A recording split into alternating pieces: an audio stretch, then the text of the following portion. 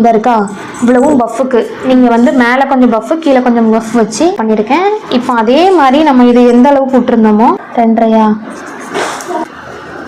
இது வரைக்கும் நீங்கள் பஃப் தான் வைக்கணும். இது வரைக்கும் பஃப் வச்சுட்டு இதையும் அதையும் வந்து உள்ளே வச்சு சுற்றி தையல் போட்டு நம்ம அடியில் மடித்து எடுக்கணும். அன்னைக்கு அடிச்சிங்களா, அப்படி பண்ணாதீங்க.